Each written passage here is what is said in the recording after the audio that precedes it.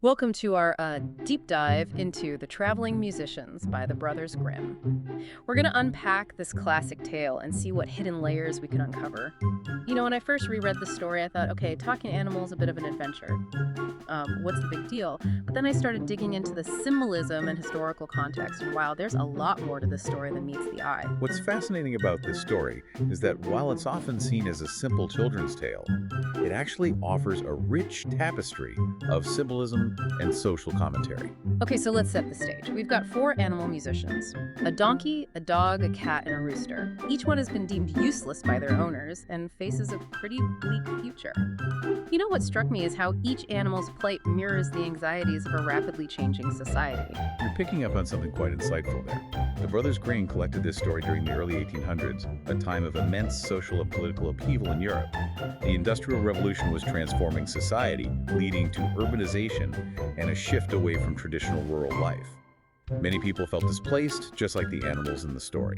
That's a great point. If you think about it, the donkey who's grown too old to work could be seen as representing those whose skills and labor were becoming obsolete in the face of new technologies. Precisely. And the dog, who's no longer a capable hunter, perhaps reflects the declining importance of traditional roles and occupations. It's almost as if the animals embody the anxieties of those who felt left behind by progress, cast aside as useless, just like the donkey and the dog. Exactly. And this feeling of displacement, of no longer belonging, is something that many people can relate to even today. So instead of giving in to despair, these animals decide to band together and seek a better life in the city. They decide to become musicians, which is a pretty ironic choice considering they aren't exactly known for their musical talents. This is where the story takes a fascinating turn. Their choice to become musicians, despite their lack of apparent talent, suggests a desire for something more than just survival. They're seeking a new identity, a new purpose. It's like they're saying we may be old and unwanted, but we still have something to offer. We can still make music, even if it's not what you expect. That's a fantastic observation. Their music becomes a symbol of their defiance, their refusal to be defined by the limitations imposed upon them. And it's in this journey in their banding together to overcome obstacles that we see the emergence of a powerful theme, the power of community.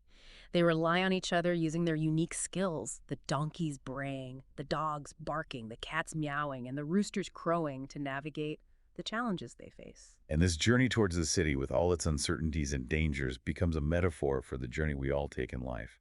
We face obstacles, we experience setbacks, and we often need to rely on others to help us navigate those challenges. It's a reminder that even in our own lives, we don't have to go it alone.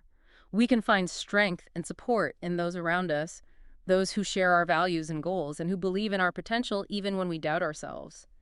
Just like the animals create their own unconventional pack, we can find our own tribe who accepts us for who we are, regardless of our perceived flaws or shortcomings. Beautifully put. And it's this sense of belonging, of finding your place in the world, that ultimately leads the animals to the robber's house. Which, now that I think about it, is a pretty significant setting. You've got the scene of the robbers feasting, enjoying their ill-gotten gains. It's a stark contrast to the animals who are simply seeking a safe haven. It's almost like the robbers represent those who benefit from the existing power structures, while the animals symbolize those who are marginalized and exploited. That's a very astute observation. The robber's house becomes a symbol of the established order, the systems and institutions that often perpetuate inequality and injustice. And the animals' arrival disrupts that order. Their presence and their unconventional music challenge the status quo and force the robbers to confront something they don't understand, something that threatens their sense of control. You're hitting on a key point here. The animal's music, this chaotic cacophony, represents a force for disruption, a challenge to those in power. And it's this disruptive force that ultimately leads to the animal's victory. Yeah, they come up with this ingenious plan to scare the robbers away.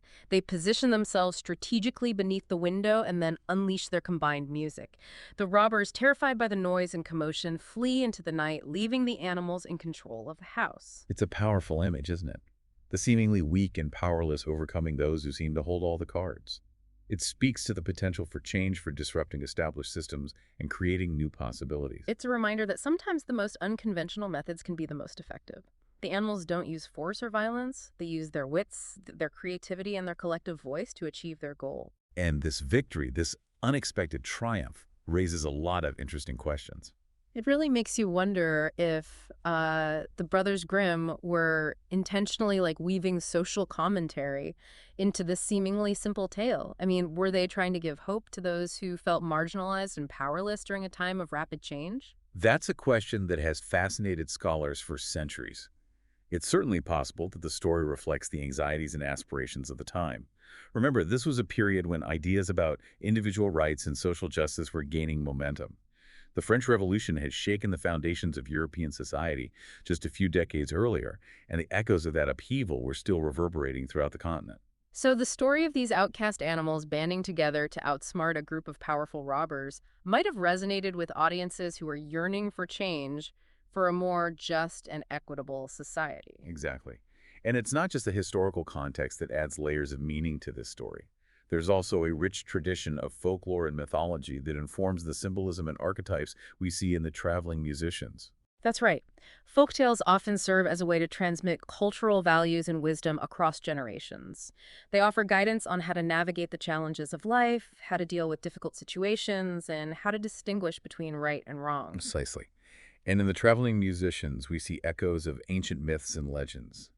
The theme of the underdog triumphing over a seemingly insurmountable obstacle is a recurring motif in stories across cultures and throughout history.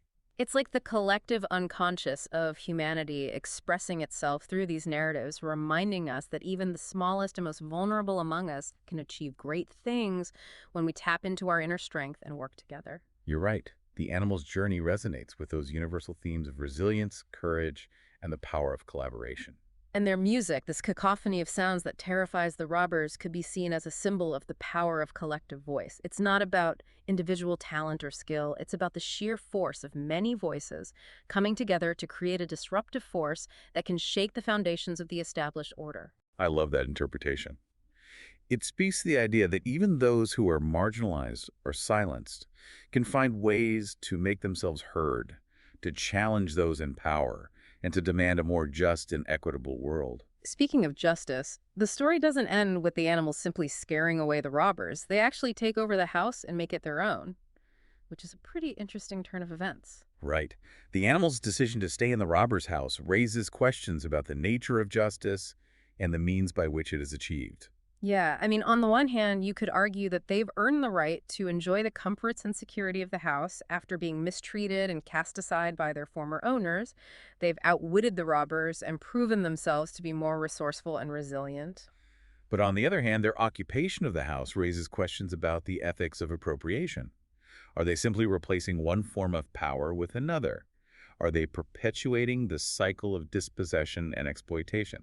It's a moral dilemma that the story leaves unresolved, inviting us to grapple with these complex issues and to consider our own values and beliefs about fairness, justice, and the distribution of power in society.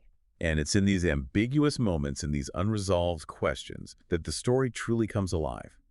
It moves beyond the realm of simple entertainment and invites us to engage in deeper reflection and critical thinking. Right. It challenges us to examine our own assumptions and biases and to consider the perspectives of those who may be different from us or who hold different views. It reminds us that life is rarely black and white, and that even the most seemingly straightforward situations can be fraught with moral complexities. So we've explored the historical context, the folkloric influences, and the ethical dilemmas embedded in this tale, but there's one more layer I'd love to unpack: the psychological dimension of the traveling musicians. Absolutely. The story offers a rich tapestry of psychological insights, particularly when we consider the animal's journey as a metaphor for personal growth and self-discovery. Okay, so let's dive into the psychology of this story. Each animal at the beginning of the story is defined by its perceived limitations. The donkey is too old to work. The dog can no longer hunt.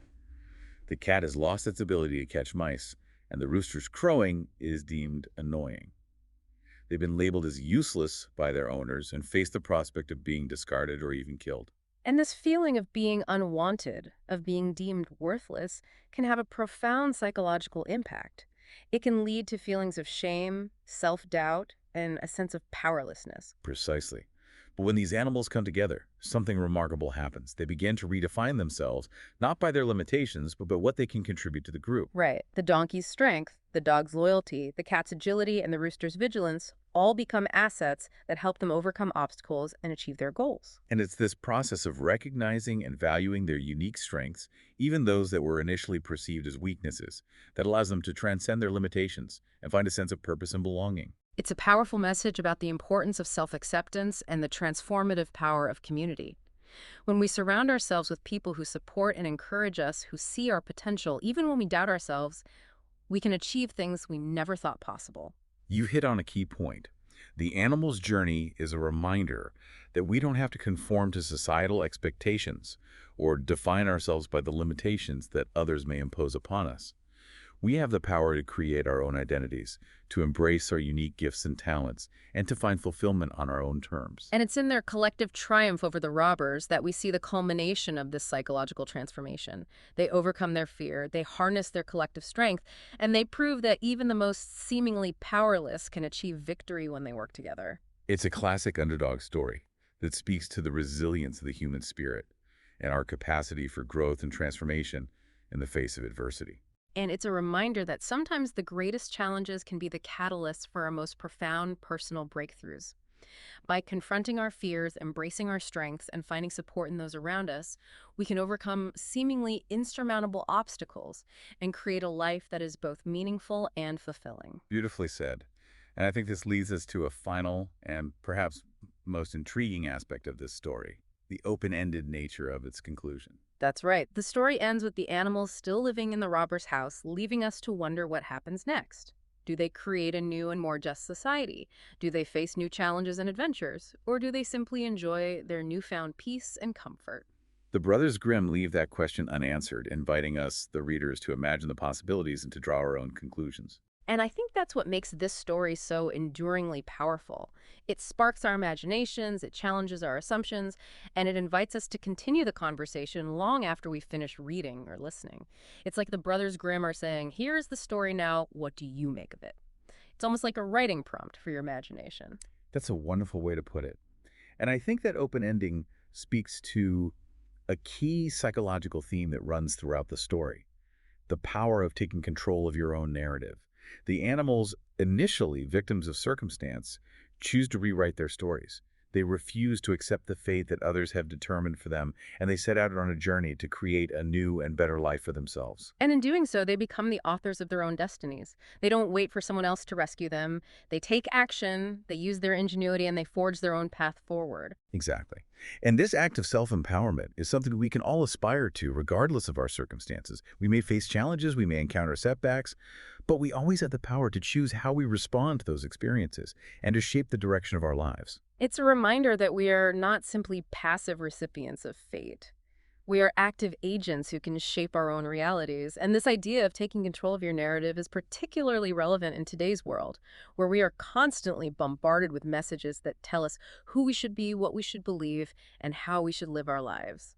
You're so right. The Traveling Musicians encourages us to question those narratives, to challenge those expectations, and to forge our own paths, even if they are unconventional or unexpected. Just like the animals create their own unique music, we can find our own voices, express our individuality, and create something beautiful and meaningful, even if it doesn't fit neatly into pre-existing categories or definitions. And this act of creative expression, of finding your own voice, can be incredibly liberating and empowering. It allows us to tap into our authentic selves, to connect with others on a deeper level, and to leave our mark on the world in a way that is uniquely our own. Speaking of leaving a mark on the world, it's interesting to consider the lasting impact of the traveling musicians. It's a story that has been told and retold for centuries across cultures and continents. What do you think accounts for its enduring appeal? I think it's because it taps into those universal themes of resilience, hope, and the power of community that resonate with people from all walks of life.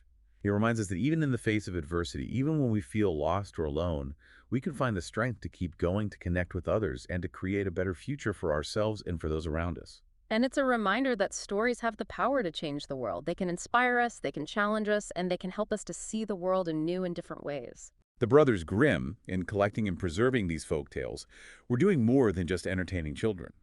They were safeguarding a cultural heritage, a treasury of wisdom and insight that continues to illuminate our lives today. And it's up to each of us to carry that torch forward, to share these stories with future generations, and to allow them to continue to inspire and empower us all. Beautifully said. I think that's a perfect note to end on. Well, I think we've done it. We've gone beyond the surface of this seemingly simple tale and uncovered a wealth of meaning and insight. We've explored symbolism, history, psychology, and even the power of storytelling itself. It's been a fascinating journey, and I hope it's encouraged you to look at your own favorite stories with a fresh perspective, to delve beneath the surface and discover the hidden depths that lie within. Because sometimes the most profound truths are found in the most unexpected places.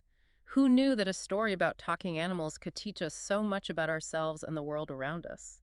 And who knows what other treasures await us in the vast and wonderful world of stories. So keep exploring, keep asking questions, and keep diving deep into the narratives that shape our lives. Thanks for joining us on this deep dive.